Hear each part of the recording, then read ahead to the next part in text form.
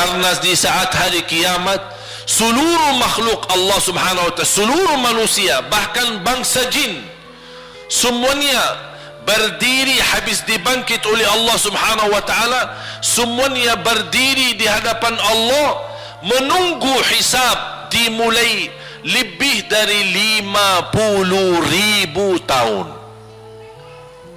Bisa enggak terbayang berdiri berapa lama? 50.000 tahun.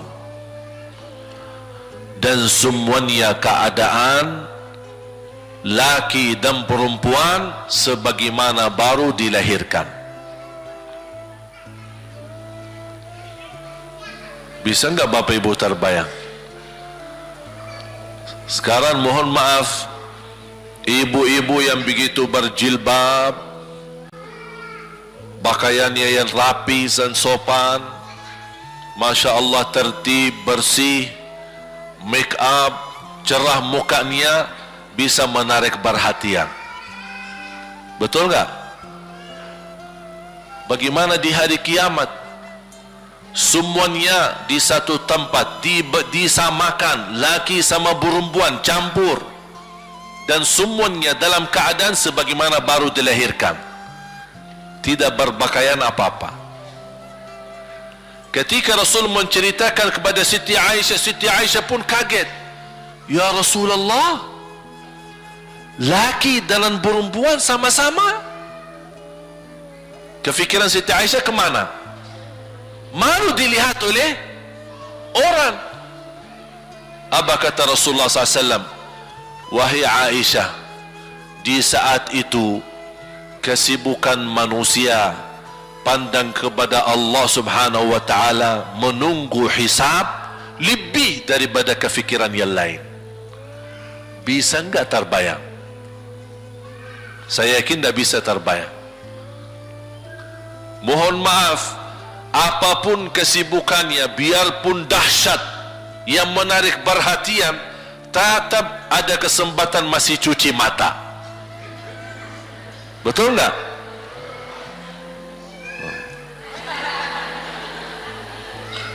Tapi kalau di hari kiamat beda keadaannya. Apapun yang saya jelasin tidak akan mungkin Bapak Ibu bisa bayangkan, karena itu bukan dahsyat lagi, tapi di luar batas kemampuan kita. Makanya Siti Aisyah sebagai manusia wajar kalau terkejut. Ya Rasulullah, kami dan laki-laki sama-sama. Rasul maklumi fikiran Siti Aisyah sebagaimana memaklumi fikiran kita yang sama. Tapi ternyata kalau di sana beda. Makanya di saat itu belum lagi matahari didekatkan. Disebut dalam hadis mil, 1 mil.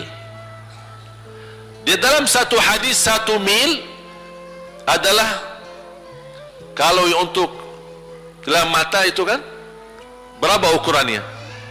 Berapa senti ya? Sangat kecil. Betul? Kalau dalam bahasa Arab itu namanya mil. Berarti ukuran nanti di hari kiamat kita berdiri 50.000 tahun dan mataharinya dekat seperti ini. Di riwayat mil bukan yang itu maksud, tapi adalah ukuran perjalanan 1 mil. Kira-kira 1 mil cukup jauh? Sama, kurang lebih berapa kilo? 1,5 kilo? Ya, kurang lebih 1,5 kilo. Sekarang jutaan kilometer kita merasa panas. Sudah ada AC, sudah ada kipas, sudah ada ujang, sudah ada ini, tapi merasa begitu panasnya. Itu jutaan kilometer. Bagaimana kalau 1,5 kilo? Makanya Rasul menggambarkan nanti di hari kiamat, yang biasa di dunia kalau kita keringat dari atas ke, kalau di hari kiamat terbalik, keringat kita dari bawah ke atas. Ini tergantung dosa kita. Kata Rasulullah, ada yang keringatnya sampai ke mata kaki, ada yang sampai ke lutut, ada yang sampai ke paha, ada yang sampai ke perutnya, ada yang sampai ke dadahnya, ada yang sampai ke lehernya, bahkan ada yang sampai merasa sudah sesak nafas, ingin melamatkan diri supaya tidak tenggelam di dalam keringatnya sendiri. Dalam keadaan itu 50.000 tahun.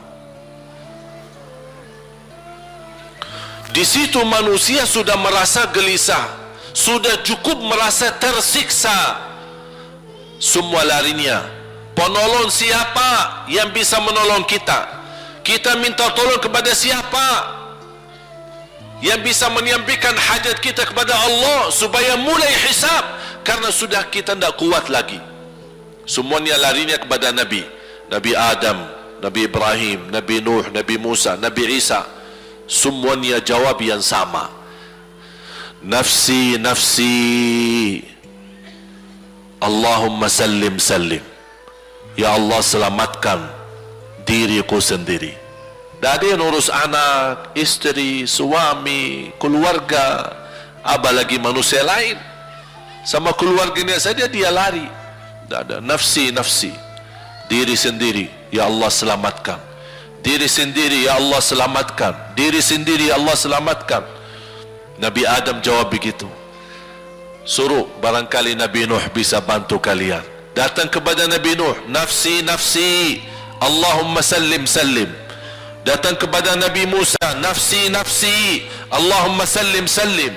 Datang ke Nabi Isa, nafsi, nafsi, Allahumma sallim, sallim. Sampai terakhir Nabi Isa berkata, ada satu, saya rasa dan yakin dialah yang bisa memberi bantuan. Dia tunjukkan, itu dia, namanya Muhammad sallallahu alaihi wasallam. Bayangkan semua manusia ini ada sekarang yang masih hidup berapa miliar, kita tidak bisa dihitung berapa jumlah penduduk bumi. Bayangkan dengan umat terdahulu semua dikumpulkan dan semua menarah satu arah kepada Nabi Muhammad, minta tolong, ya Rasulullah, ya Muhammad, ya Habiballah, tolong syafaatkan. Barangkali dengan bantuanmu, doamu, syafaatmu bisa ini mulai dihisab supaya terselesai siksa yang kita hadapi. Begitu mereka datang, apa jawab Rasulullah SAW? Allahumma sallim, sallim, ummati, ummati. Ya Allah, selamatkan umatku, umatku. Fikirannya umatnya, bukan istrinya, bukan anaknya, bukan orang tuanya, bukan siap, umatnya. Umatnya dia fikirkan. Kemudian dia sujud di hadapan Allah Subhanahu wa ta'ala. Kata Rasulullah, di saat itu aku bersujud, Allah gerakkan lidahku untuk memuji Allah dengan kata-kata pujian yang tidak pernah makhluk pun sebelumnya sebutkan pujian itu. Artinya pujian yang Allah anugerahkan untuk Nabi Muhammad sebelumnya tidak ada satu makhluk pun yang bisa mengucapkan, hanya Nabi Muhammad, dan hanya di saat dia sujud di hadapan Allah di hari kiamat. Allah biarkan beberapa lama, habis itu Allah berkata, ya Muhammad, irfa' ra'sak wasal tu'ta washfa' tushaffa'. Ya Muhammad, angkatlah kepalamu dan silahkan minta apapun, aku berikan. Silahkan beri syafaat kepada siapapun, aku terima syafaatmu. Langsung dia berkata, ya Allah, kasihan manusia, mohon segera dihisab.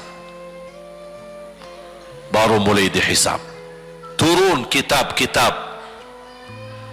Ada yang mengambil kitabnya dengan tangan yang kanan, itulah bahagia.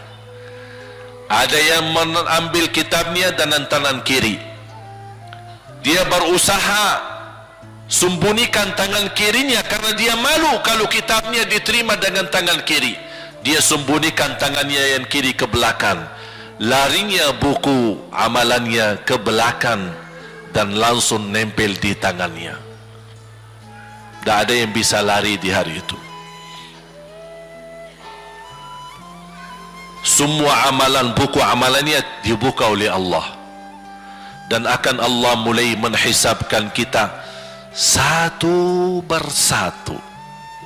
Tak ada kelompok-kelompok, tak ada bendera, tak ada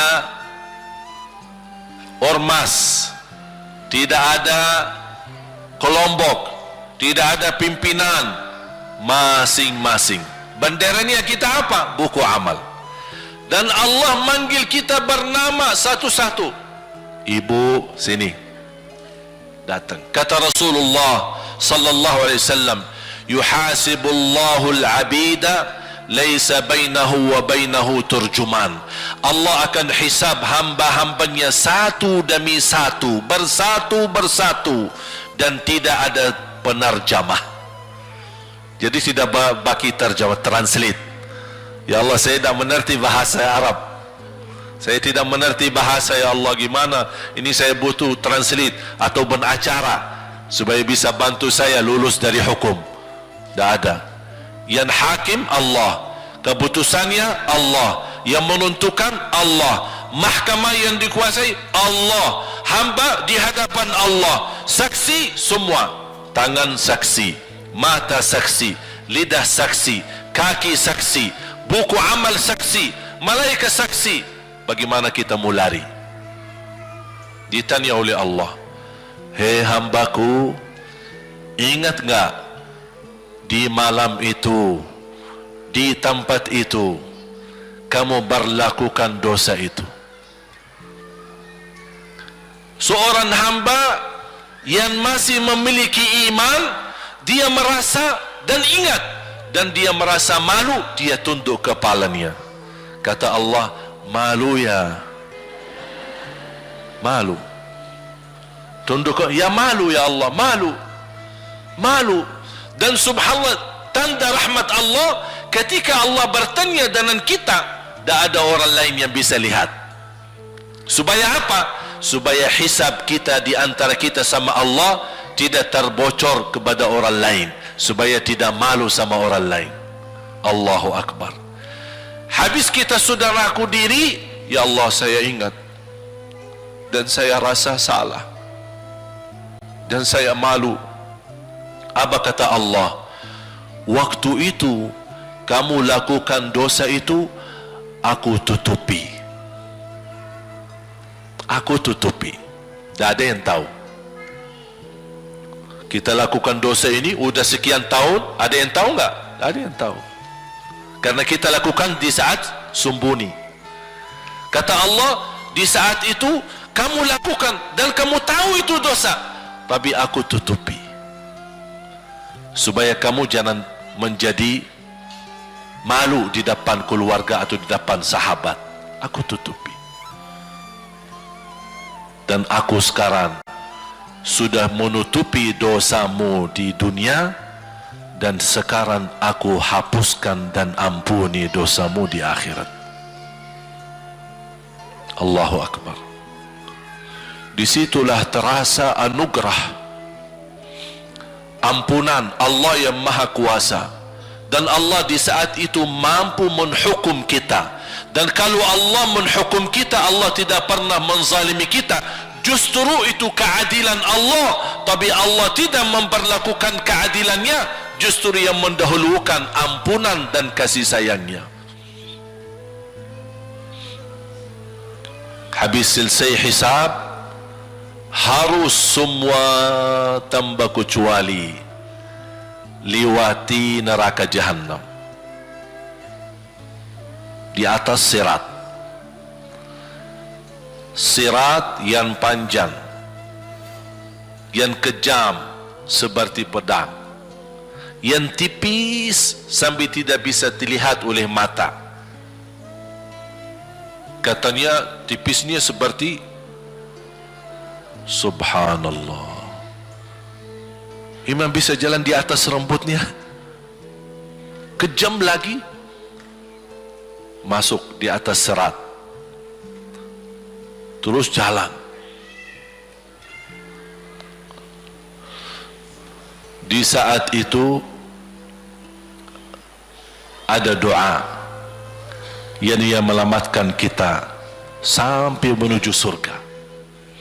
Nabi Muhammad sallallahu alaihi wasallam, dia sudah duluan.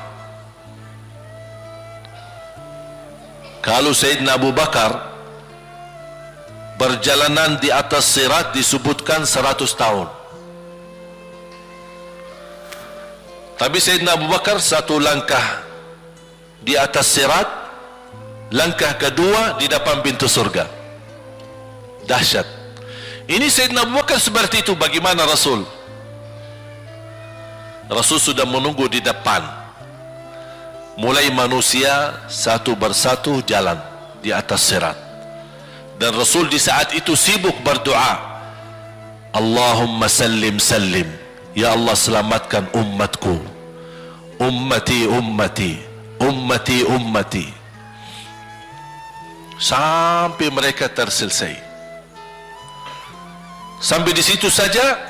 Sebelum masuk surga ada berita gembira untuk umatnya Nabi Muhammad sallallahu alaihi wasallam. Tidak boleh ada yang masuk surga, harus berjumpa dengan beliau dulu, tatap muka, dan disediain minum yang disebut air Al-Kautsar, dan di situ banyak gelas. Tinggal kita ambil gelas dan minum. Begitu kita mau ambil gelas dan minum, datang Rasul, jangan kamu minum langsung dari tanganku sendiri.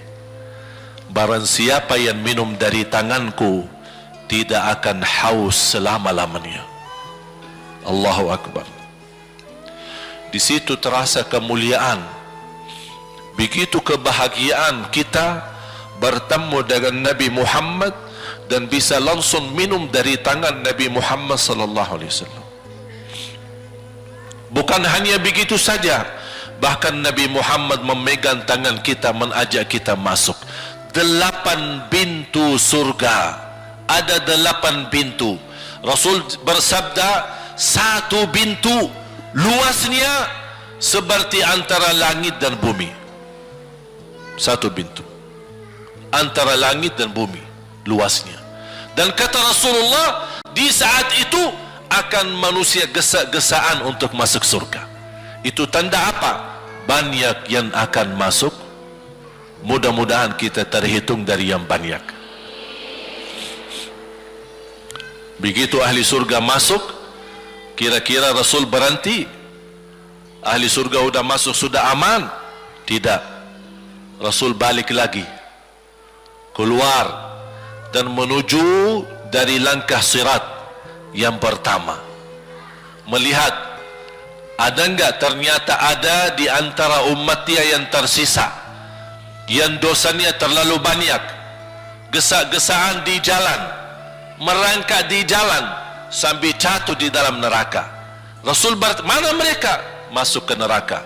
Kata Allah subhanahu wa ta'ala, melihat keadaan Nabi Muhammad SAW, apa yang dibutuhkan lagi? Kata Rasul, ya Allah, saya tidak akan puas masuk surga sampai hamba-hambamu yang ada di neraka, umatku, diselamatkan. Allah subhanahu wa ta'ala mengizinkan Nabi Muhammad keluarkan dari neraka. Dia keluarkan. Sudah cukup ya Nabi Muhammad? Tidak cukup ya Allah, masih ada lagi. Diambil lagi, dikeluarkan, diambil lagi, dikeluarkan. Artinya dari umat Nabi Muhammad yang masih banyak dosanya, yang masih banyak kelewatannya sama Rasulullah, yang tidak pantas memberi kemuliaan kepada Rasulullah SAW, dapat pula syafaatnya Nabi Muhammad. Yang tidak pernah memberi tanda sayang dan cinta kepada Rasul, dapat rasa sayang dan cinta Nabi Muhammad sallallahu alaihi wasallam. Sambil kata malaikat Jibril, demi Allah saya melihat Nabi Muhammad mengambil manusia dari neraka Jahannam, diselamatkan dari siksa dan membawa mereka ke surga. Kata malaikat Jibril, sambil aku kira tidak ada lagi yang tersisa di neraka Jahannam, saking banyaknya yang dikeluarkan oleh Rasul. Itu syafaat Rasul sallallahu alaihi wasallam.